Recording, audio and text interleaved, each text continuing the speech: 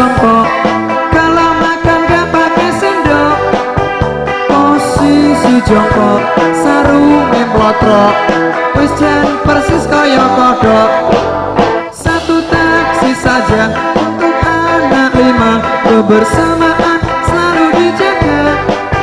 Lawoe tempe kudu ono sambele, permangan ono udute, begitulah. Assalamualaikum warahmatullahi wabarakatuh.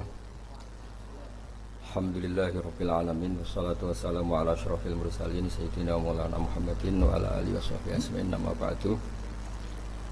Yang kita hormati bersama, yang sangat saya hormati Profesor Al-Habib Abdullah bin Muhammad Baharun selaku Rektor Universitas Al-Ahqaf Yaman, teman-teman yang di Yaman yang sedang menuntut ilmu yang saya hormati, lebih khusus selaku Surya PCINU Mas Agus Asro Halim dan Mas Khosi An-Najah selaku Ketua Tanfidiyah, teman-teman thalabatul ilmi yang ada di Yaman. Biasanya kalau di Indonesia wasatiyah itu disebut atau diterjemahkan atau dialihbahasakan moderasi Islam. Di kamus bahasa Indonesia moderasi itu ditulis sebagai yang berkecenderungan tengah, berkecenderungan tidak ekstrim baik dalam perilaku maupun faham. Juga dijelaskan moderasi adalah sikap mau mendengar orang lain. Dan alhamdulillah berkahnya teman-teman di Yaman, saya punya kitab Usulul Wasatiyah, saya baca khatam, dan itu persis seperti keyakinan-keyakinan kita yang punya sanad muttasil sampai manhaj Wali Songo. Kita punya sekian kasus dalam sikap manhaji. Dulu perempuan itu tidak boleh belajar karena takutnya kalau belajar itu terus bisa nulis, bisa WA-an, terus takutnya bisa pacaran. Tapi lama-lama itu diketahui kalau terlalu lugu malah jadi korban, jadi objek karena mudah diakali, mudah dikibuli, mudah difitnah. Begitu juga dulu ketika perempuan jadi polisi itu pertanyaannya itu aktivitas lelaki sehingga perempuan tidak boleh. Tapi setelah mendengar beberapa kasus kriminal, misalnya pengedaran narkoba, itu banyak yang disembunyikan di alat-alat yang khasnya perempuan. Sehingga semenjak dijelaskan polisi kalau itu narkoba disembunyikan di alat perempuan atau alat kelamin, kalau polisinya semua lelaki kayak apa? Sehingga terus mulai tahu pentingnya polisi perempuan. Begitu juga untuk ngecek kasus-kasus pemerkosaan. Itu kalau yang ngecek lelaki kebetulan tidak soleh, bisa tidak karu-karuan, itu kriminalnya semakin banyak. Kedokteran juga gitu dan seterusnya dan seterusnya. Ini barokahnya mau mendengar. Jadi mendengar itu penting, meskipun pendapat itu kita tidak cocok, tapi kalau mendengar itu penting. Dan awalu hadatin itu ya diperdengarkan. Dulu Rasulullah SAW pertama jadi nabi itu ya memperdengarkan orang. Beliau at-tahaddi bin nubuwah, memaklumatkan diri kalau sekarang beliau itu nabi. Dan barokahnya memperdengarkan itu ada logika nubuwah yang didengar oleh orang-orang kafir. Kemudian sebagian mereka itu Islam. Karena logika yang terbangun sudah ada, mainstream sudah ada. Misalnya kalau problem banyak, resiko banyak, ya Tuhannya harus banyak. Maka pertama Nabi jadi Nabi itu digugat dengan kalimat aja'alal alihata ilaha wahida inna hadza lasyai'un ujab. Masa urusan kita banyak, kemudian Tuhannya satu. Kalau urusan kita banyak, Tuhannya harus banyak. Itu logika mainstream saat itu.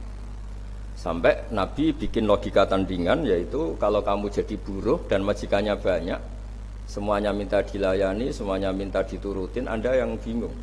Kemudian mereka setuju. Terus Nabi memberi satu pemahaman, Tuhan kamu adalah majikan kamu, Rabbukum sayyidukum. Dan itu kalau banyak, kamu akan bingung karena semuanya punya hak merintah, punya hak negur, terutama punya hak memberi sanksi.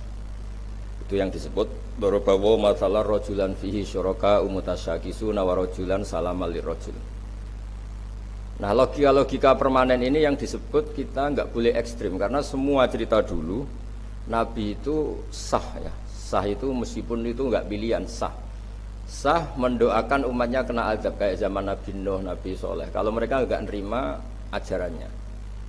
Tapi itu pun setelah mimba dima ja'athumul bayinat, atau sebagian ayat disebut hatta ta'tiyahumul bayinah. Jadi sanksi itu setelah kita memberi penjelasan kebenaran itu terang welo-welo sejelas-jelas mungkin, logika yang enggak bisa ditolak. Itu baru sah kita mengkutuk, baru sah kita menyalahkan. Sehingga semua nabi itu punya kemampuan fatona, kecerdasan yang orang itu enggak bisa ngelak. Dulu misalnya di fikih, orang Medina itu abkhosun nas, orang yang paling buruk dalam timbangan, orang yang sering transaksi tidak cash, tidak nakdan. Misalnya beli mangga masih pentil itu sudah dibayari dengan asumsi jadi mangga tua. Itu sudah perilakunya ahlul Madinah zaman itu begitu. Terus Nabi datang, ara'aita in mana Allahu as-samrah fabima astahilu ahadukum ala sahibi. Kamu menjual dengan asumsi itu sudah mangga tua. Kemudian mesti harganya mahal. Bagaimana kalau masih pentil sudah kena musibah, kena angin? Lalu kamu mengambil uang itu atas nama apa? Atas nama mangga tua nyatanya yang didapat pentil. Atas nama pentil masa iya harganya sebanyak itu. Akhirnya ada kesadaran bahwa muamalah seperti itu tidak sehat, tidak benar itu. Begitu juga logika-logika tentang ada seseorang pemuda yang mau masuk Islam tapi syaratnya dibolehkan zina. Sampai geger karena itu enggak etis. Ketika geger-geger Nabi tanya, ada apa itu? Ada syabun yadkhulu fil Islam tapi yasta'zinu fi zina. Dia tetap izin bisa zina. Kata Nabi, sudah enggak apa-apa suruh sini ya. Setelah ketemu Nabi mau mengset ya, membuat logika yang luar biasa. Atau hibbuhu li bintik, kamu suka kalau punya putri kemudian jadi demenannya orang, jadi dizinain orang. Ya enggak. Kamu suka kalau perilaku itu ada di ibu kamu. Hidung-hidung belang menjadikan ibu kamu objek seks ibu itu. Hidung belang itu ya enggak terima. Atau hibbuhu li bintik, atau hibbuhu li ummik, atau hibbuhu li kholatik, li amatik. Nabi itu ngulang berkali-kali. Sampai pemuda tadi menyimpulkan betapa buruknya zina. Bagaimana kalau korban itu anak saya, ibu saya, bulik saya, budi saya, dan seterusnya. Semenjak itu kata beliau, kata pemuda tadi sama masuk Islam tanpa persyaratan boleh zina, dan zina itu abbahasya, sesuatu yang sangat buruk. Nah ini yang harus dilatih terus oleh sikap-sikap yang nyun sewu bisa disebut ekstrim, karena harusnya logika-logika Islam itu dipahami secara baik. Sehingga beberapa kali larangan-larangan manhiyat juga Allah menyebut innahu kana fahisyata wa maqta wa sa'a sabila. Jadi disebut itu buruk sekali. Misalnya pembunuhan, bagaimana kalau itu anak kamu, korbannya keluarga kamu. Sadis juga gitu, bayangkan kalau itu korbannya anak kamu. Sehingga dari baca ini kitabnya Sayyid Abdul Harun, saya alhamdulillah baca, dan saya baca mungkin 2 jam khatam karena memang pola itu pola mainstream. Jadi penting membaca kitab dengan mudah dan gamblang itu penting, karena itu artinya ada mindset bersama, ada pikiran bersama yang kita terimanya itu sudah sayyuhal lisyaribin, nyaman. Jadi kalau saya baca kitab itu ukurannya gampang, kalau saya baca kok nyaman gampang berarti ya sepikiran, karena ya memang mindset yang sama. Dan ciri utama kebenaran itu harus dicatat sayyuhal lisyaribin. Jadi kebenaran itu harus mudah dicerna. Caranya gimana ya? Tadi saya ulang lagi, kita harus mau mendengar.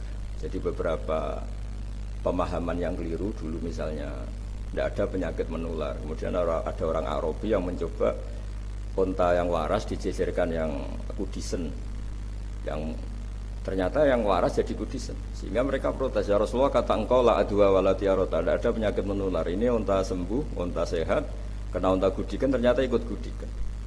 Lalu sama Nabi dibenarkan paman adal awala, lalu yang nulari yang pertama siapa? Itu asli ya Rasulullah dari Allah. Nah, ternyata pemahaman tadi dikira penyakit nggak boleh menular, itu dicoba yang sakit dijajarkan yang sehat, tapi Nabi membenarkan, maksud saya awal penyakit itu dari siapa? Tentu dari kehendak Allah Subhanahu wa taala. Nah, di sini akhirnya ada logika bersama bahwa untuk menghadapi sesuatu itu pentingnya mendengar. Kemudian yang terakhir, dan saya mohon nanti diskusinya tentang kitab ini, al-ghulu wa takfir.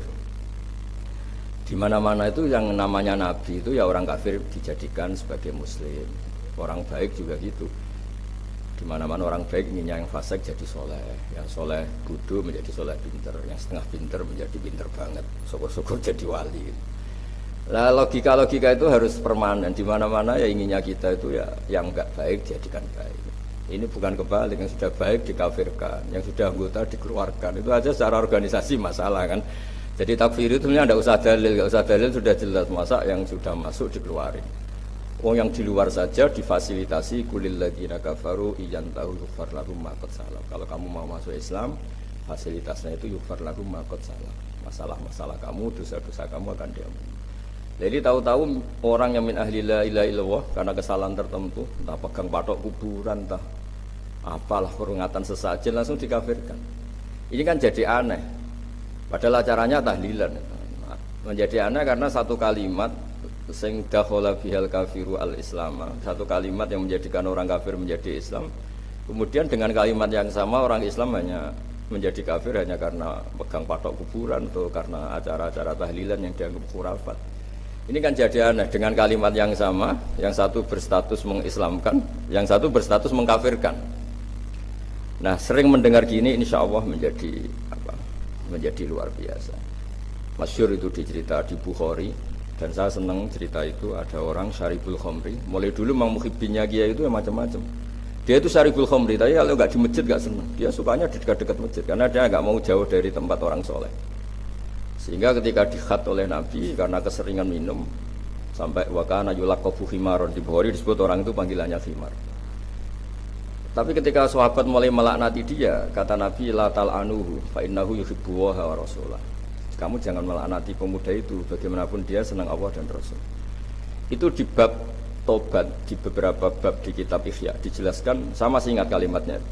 Falam yukhrijhu bil ma'siyah anil mahabbah. Nabi tidak mengeluarkan orang itu dengan salahnya dia syurbul khamri, tidak dikeluarkan dari status mahabbah. Falam yukhriju bil maksiyah anil mahabbah. Karena ya maksiat itu desainer hawa nafsu, dan itu biasanya zallah. Zallah itu tidak status. Tapi kalau mahabbahnya seorang mukmin pada Rasulullah itu status. Dia tahu Rasulullah itu orang benar, maka dia ingin mahabbah. Ya, karena dia punya nafsu, terus ada zallah. Jadi harus dibedakan mana status, mana zallah. Kita orang Indonesia ya loyal sama Indonesia, kita KTP Indonesia, kartu anggota keluarga ya Indonesia.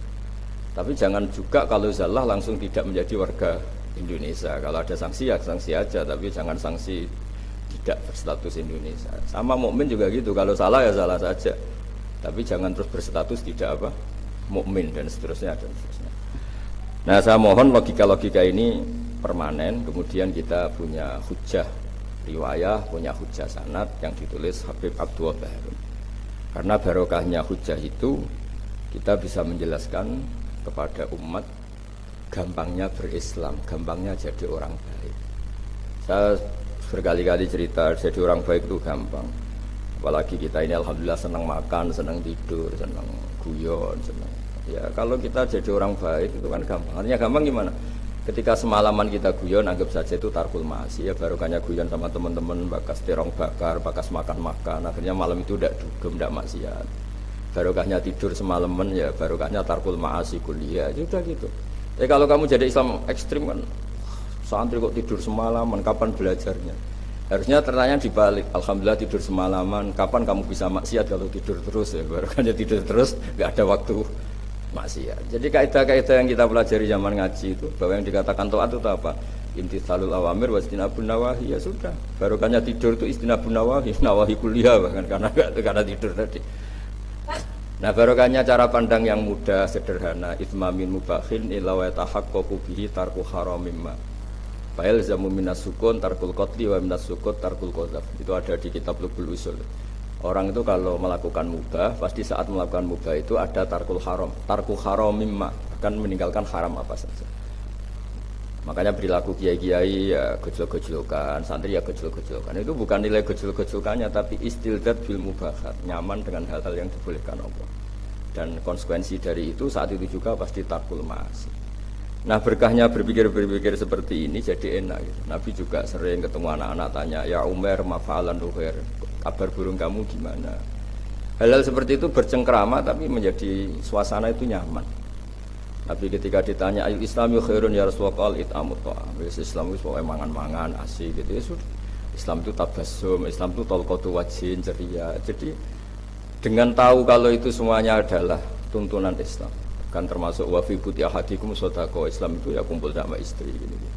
Ya sudah, itu kan hal-hal keseharian yang dibutuhkan manusia dan oleh Islam dilegalkan, didukung, dan saat yang bersamaan dijamin ada ridha Allah karena di situ ada tarkul ma'asi, ada tarkul munkar.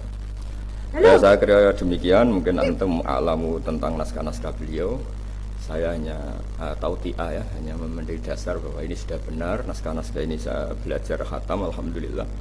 Dan saya tidak ada yang janggal sama sekali karena tadi ciri utama kebenaran itu labanan khalisan sa'ikhul syaribin. Assalamualaikum warahmatullahi wabarakatuh.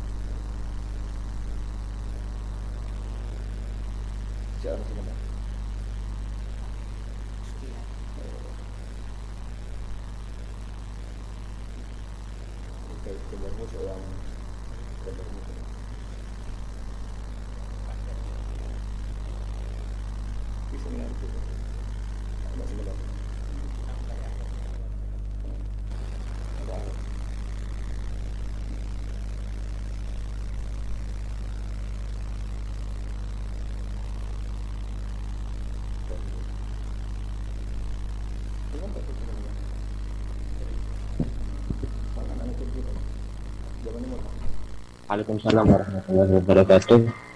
Syukran katsiran. Jazakumullahu khairan jazaa kepada Baha yang sudah menjelaskan secara jelas. Mungkin kita langsung beralih terhadap sesi selanjutnya, yaitu tanya jawab dari peserta. Hanya dua aja, pinter takol. Dua aja ya. Raufi Ikhtar tentang Syekh. Beliau pengen bertanya tentang trik Rasulullah dalam menghadapi orang yang ulu biar hati ini terus adem dan tidak jengkel terhadap orang tersebut. Di pertanyaan tentang masalah Rasulullah menyikapi orang yang terlalu ekstrim atau hulu, bagaimana menyikapinya? Langsung kami serahkan kepada Gus Daha untuk menjelaskan kami. Bismillahirrahmanirrahim. Itu banyak sekali ya cerita-cerita orang yang cara berpikir ekstrim ya, baik cara mendidik istri. Contoh paling gampang yang dalam keseharian perilaku sosial itu misalnya tentang perempuan, tentang istri. Kata Nabi, perempuan itu didesain atau diciptakan dari mintilain a'wad, dari iga yang bengkok. Jadi kalau kamu memaksakan langsung lurus pasti patah, dan kalau kamu biarkan tetap bengkok. Dari situ aja sudah kelihatan Nabi itu ingin satu asumsi bahwa jangan paksakan suatu itu langsung lurus karena desainnya sudah intilain akwat. Sama seperti manusia, desainnya sudah al-insan mahalul khotok wan nisan. Kemudian Anda memaksa harus benar, itu kan jadi aneh. Wong mahalul khotok kok kamu paksa benar itu. Begitu seterusnya. Jadi pentingnya baca, pentingnya begitu juga tentang Nabi Adam. Pertama yang dikenalkan kita tentang Nabi Adam ya, beliau secara lahir diusir dari surga karena kesalahannya. Meskipun ada jawaban-jawaban tentang mimbabi hasanatil abrar sayyatul muqarrabin. Itu kan terus menjadikan orang itu begitu nyaman. Saya punya cerita, ada seorang guru dulu zaman Mbah Zubair ngaji di Sarang, terus pulang ke Hajen. Dia merasa belum pinter, beliau merasa belum pinter, nggak berani ngajar, takut salah. Itu sama mas saya kajian disebut takut salah itu keangkuhan. Kamu tidak nabi kok takut salah, biasa aja kan. Jadi barokahnya pemakluman lah terhadap fitrah-fitrah keterbatasan kayak al-insan mahalul khotok wan nisan. Ada keterbatasan manusiawi ini yang menjadikan kita dilatih untuk tidak ekstrim. Terus kedua, kata Nabi, bayangkan kalau itu keluarga kamu, itu anak kamu. Mungkin kalau kita dimaki-maki orang atau disalah-salahin orang kita jengkel. Bayangkan kalau itu anak kita. Bayangkan kalau itu keluarga kita. Masyhur itu di versi kitab Hikam, Sarful Hikam itu. Di antara kenapa Nabi Ibrahim disuruh menyembelih anaknya, ini versi Syarhul Hikam di awal juz 2, saya beri penjelasan awal juz 2. Itu di situ dijelaskan. Jadi Nabi Ibrahim mengertikan, diangkat ke alam malakut, kemudian sama Allah ditanya, gimana dengan orang-orang yang maksiat di bumi saya? Kata Nabi Ibrahim, ya kira-kira ahlikum ya Allah, karena innahum, mereka makan rezeki engkau, akalu rizqoka, kemudian asauka, mereka mendurhakai kamu. Engkau ya Allah, asauka, mendurhakai engkau. Sampai ada contoh maksiat yang macam-macam. Dan Allah langsung nurutin. Suatu saat Allah minta supaya Nabi Ibrahim menyembelih anaknya. Nabi Ibrahim menjawab, innahu samratu fuadi, itu buah hati saya, bagaimana saya sembelih. Terus kata Allah, kamu dulu apa anda ingat ketika di alam malakut usul begini-begini saya turutin. Dan sekarang saya usul kamu nyembelih anak kamu gak terima, alasan kamu itu anak kamu. Itu yang kamu usulin saya bunuh, itu hamba saya yang menciptakan saya, dan saya arham bi ibadi, saya itu sangat sayang. Enak saja kamu usul bunuh-bunuh gitu. Semenjak itu Nabi Ibrahim jadi awwah, jadi halimum munib gitu. Ya sama seperti itu. Kalau kamu jadi keamanan pondok itu nasir orang seneng. Coba kalau yang nakal itu punya Mbak Yu cantik yang kamu bidik Mbak Yunya, itu berat betul itu mau nasir itu, karena kamu punya kepentingan. Makanya saya sering guyon, kalau ada pembantu mecahkan piring kok dimarahin, pasti tidak cantik. Karena marahin orang cantik itu susah. Karena ya, artinya ya orang itu banyak kepentingan. Kalau ada orang nyulayani janji kok kamu marah, karena orang itu tidak punya jasa. Coba kalau orang itu ngutangi kamu 1 miliar, terus dia nyulayani janji, wah kamu tidak bisa marah, nggak ditagih sudah seneng. Jadi sebetulnya kita marah itu bukan murni karena kesalahan orang. Kebetulan yang salah itu tidak orang yang berjasa sama kita, orang yang kita tidak punya harapan, dianggap orang nggak penting. Coba kalau yang salah itu perempuan cantik yang kamu seneng, atau orang yang bisa melantarkan kamu ke tempat pekerjaan, yang bisa mengasih status kamu, salah kayak apa, tanpa dia minta maaf sudah kamu maafkan. Nah seperti ini tuh melatih kita untuk tidak hulu, tidak ekstrim. Karena ternyata ekstrim kita ini berdasar nyun sewu nafsu juga. Kamu bisa marah sama orang yang ngutangin kamu, marah sama orang yang kira-kira itu adiknya kamu lamar. Kalau santri sudah tua-tua itu mungkin ngelamar buliknya, mungkin kalau sudah. Nah, itu kan kelihatan. Ya, makanya kita dilatih ada idhamul minnah ya, perasaan bahwa orang lain itu berjasa ke kita, supaya merasa utang jasa lah sama banyak pihak. Saya kalau jalan-jalan di daerah-daerah kemudian ada masjid, itu sadar Islam yang ngurusi, tidak hanya saya, di mana-mana ya ada Islam, dan itu pengurusnya tidak kita. Kamu jalan-jalan di mana-mana kita yang keluaran pondok-pondok besar, mungkin melakukan Islam ya ngajar di pondok, di madrasah, tapi yang di pedalaman sana mungkin hanya seorang mudin, bahkan seorang PNS. Makanya Mbah Mun sering pesan suatu saat yang membawa Islam kemana-mana itu PNS. Karena PNS barokahnya dia muslim, dia di daerah tertinggal pun sama negara difasilitasi ada masjid, ada musola. Karena departemen-departemen di Indonesia pasti disediain fasilitas musola atau masjid. Barokahnya itu Islam menyebar di mana-mana. Karena konsekuensi dari pegawainya yang muslim sama negara dibikinkan masjid. Dan barokahnya yang bikin negara semuanya tertata rapi langsung jadi. Coba kalau kita yang ke desa-desa tertinggal, kita sendiri miskin, mau cari sumbangan juga sama orang yang belum peduli sama Islam. Tapi kalau Anda dokter misalnya masuk ke pedalaman Irian, karena Anda dokter muslim sama negara difasilitasi ada musola, ada masjid.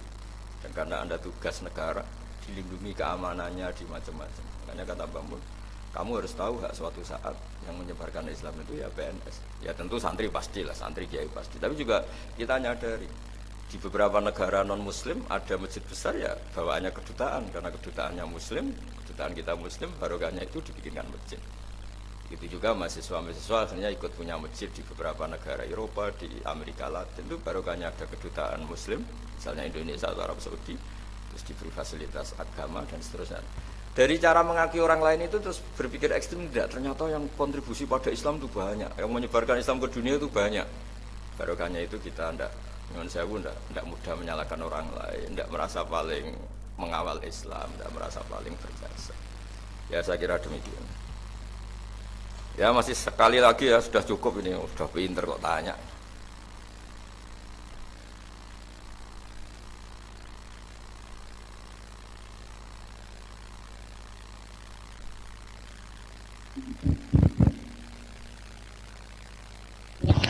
Nah, di sini ada pertanyaan terakhir ya dari via YouTube tentang bagaimana konsep wasatiyah dalam membela negara? Bagaimana cara kita atau ajaran wasatiyah dalam hal-hal yang berhubungan dengan membela negara? Kepada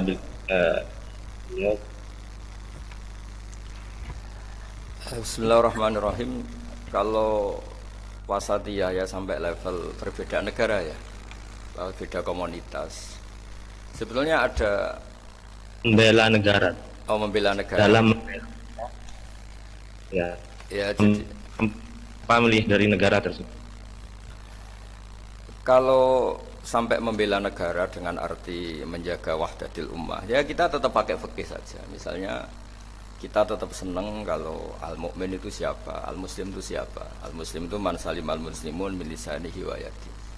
Orang Islam itu orang yang orang lain itu tidak mendapat kesulitan karena perilaku dia ya, baik perilaku lisan maupun perilaku min lisanihi wa yadihi. Jadi kita dukung stabilitas negara. Kalau negara ini kacau juga orang Islam dari pekerjaan susah. Kalau negara stabil kan tidak yaktulu ba'duhum ba'da, tidak saling bunuh, tidak saling apa. Tapi kalau barokahnya kita dukung negara dengan makna stabilitas terjaga kan, yang orang-orang miskin bisa kerja di pabrik, guru-guru bisa ngaji, orang Islam bisa sholat nyaman. Jadi sebetulnya mencari dalil-dalil gitu itu mudah. Dalam keseharian kita pasti komitmen pertama orang di biat Allah atau akhdul mitsaq itu ya la tasfikuna dima'akum wa la tukhrijuna anfusakum min diyarikum. Orang tidak ditumpahkan darahnya, tidak diusir atau tercerabut dari komunitasnya. Caranya gimana? Ya negara ini harus stabil. Nah, caranya stabil gimana? Ya kita tidak ngambil sikap-sikap yang kontraproduktif, yang ekstrim. Tapi semua itu tetap demi aturan yang diterapkan Allah dan Rasul. Itu siapa? Al-muslim man salimal muslimun min lisanihi wa yadihi. Atau orang mukmin itu siapa? Mayyak manu jaruhu bawa ikohu. Orang mukmin itu orang yang di sekelilingnya itu merasa tidak akan kena apa-apa. Mukmin juga gitu, man amina, orang yang di sekelilingnya juga yakin nggak akan kena musibah karena dia. Nah, hal seperti itu, dalil-dalil seperti itu memang harus dihafalkan sehingga tertanam di hati. Jadi sebenarnya Islam itu gampang sekali, mudah sekali karena fitratallahi allati fataran nasa 'alaiha. Saya lama sekali hidup di Jogja, ya sering ketemu pakar-pakar di Jakarta. Itu mereka berpikir jelimet kayak apa? Asal itu maslahat, pasti padanan itu dalam Islam itu ada. Karena Islam ini sudah sempurna, al-yawma akmaltu lakum dinakum. Sehingga ya cara bernegara kita ya gampang saja. Cara bernegara kita ya kita jangan bikin problem untuk negara ini yang ganggu stabilitas. Kalau stabilitas terganggu, potensi yaktulu ba'duhum ba'da, potensi saling keos, saling bunuh, terus orang juga cari pekerjaan susah, terus cara hidup sosial jadi kacau. Nah, saya ingin hal-hal seperti ini tertanam sehingga kita bernegara itu ya tetap diilhami atau dipandu oleh hukum-hukum Allah Subhanahu wa taala. Disebut awa mangkana maitan fa ahyaynahu wa ja'alna lahu nuran yamshi bihi finnas. Jadi Allah tidak menghentikan fil madaris wa fil masajid, tapi menghentikan yamshi bihi finnas, nuran yamshi bihi finnas. Kita ketemu siapa saja itu dipandu nur. Misalnya saya ketemu orang bodoh, wajib aliyah ta'limu wa irsyadu. Saya harus mengajarkan dia. Ketemu orang fasik, dulu semua nabi kalau ketemu orang fasik inginnya ya membina dia. Kalau enggak ya da'alahu, didoakan sapa mahdi qaumi fa innahum la ya'lamun. Ketemu orang yang nyuwun sewu mudzabdzabin, enggak jelas seneng kita atau enggak, ya enggak perlu diteliti dia seneng apa enggak. Kata Nabi, saya diperintahkan Allah tidak untuk angkuba quluban nas, tidak untuk meneliti hati manusia. Sehingga dengan cara seperti itu Anda bernegara di Indonesia atau sedang jadi tamu di negara lain karena kita belajar, hukum-hukum yang kamu fahami itu tetap memandu Anda. Itu disebut nura yamshi bihi finnas. Selalu membawa nur yang kita bawa kemana-mana saat kita ketemu komunitas yang macam-macam, pengalaman yang macam-macam. Makanya saya semohon-mohonnya tradisikan menghafal, itu sanad kita. Guru-guru kita di sarang, di mana-mana, keluarga saya sendiri. Nomor satu itu hafalan. Karena barokahnya hafalan itu misalnya kita mau menyakiti orang lain atau bikin sesuatu yang jadi bumerang ya bagi bangsa ini, langsung ingat al-muslim man salimal muslimun min lisanihi wa yadihi. Jadi intinya terbiasa berpikir supaya kita jadi orang Islam yang benar-benar orang yang salimal muslimun min lisanihi wa yadihi. Ya, saya kira demikian dan mohon maaf atas segalanya. Assalamualaikum warahmatullahi wabarakatuh.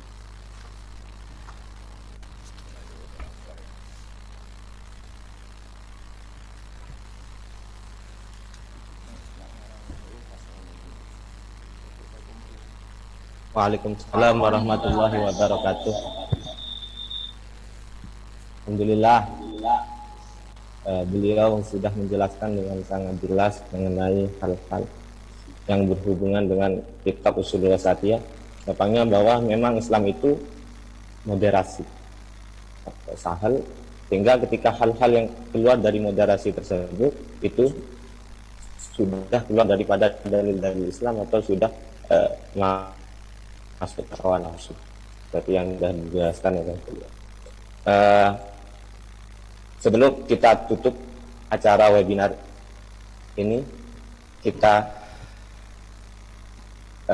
serahkan kepada MC.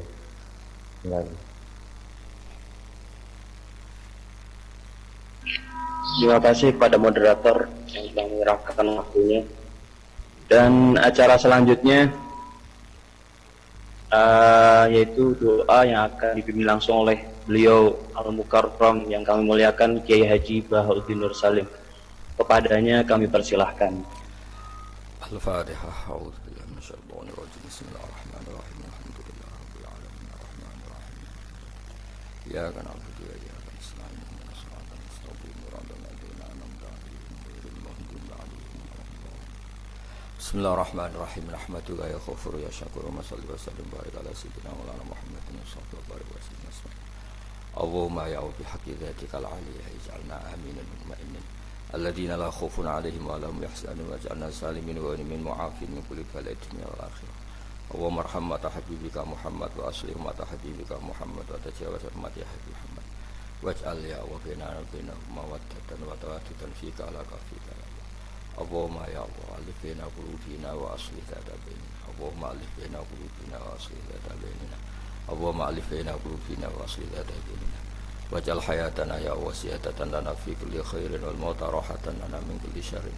Waj'al ya ilahana ya Allah hadi kalta wa sayra biladil Islam ya Allah aminatan rakhiyah mutmainnatan ya Allah tajri fi ahkam. Waj'alna ya Allah mimma yarjuka daiman wa fi kulli hal. Atrikna ya Allah daiman wa fi kulli hal bi alaika wa na'maika hatta ya Allah sallamtana fi kulli harakatina wa sakatina. Wa hatta nakuna mutmainnin aminin alladzina la khaufun 'alaihim wa lahum yahzanun. Rabbana atina fid dunya hasanah wa fil akhirati hasanah wa qina adzabannar. Wa sallallahu ala sayyidina Muhammad wa ala alihi wasallam. Subhana rabbika rabbil izzati amma yasifun wa salamun alal mursalin walhamdulillahi rabbil alamin.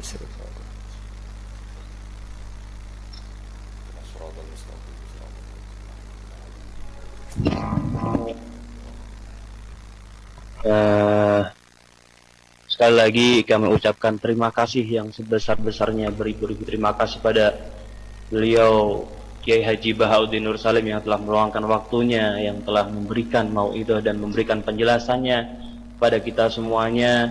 Dan terima kasih juga kepada para penonton semuanya, para pemirsa, kepada para anggota dan audiens yang menyaksikan acara ini dimanapun kita berada. Semoga kita mendapatkan faedah yang sangat banyak, semoga kita mendapatkan manfaat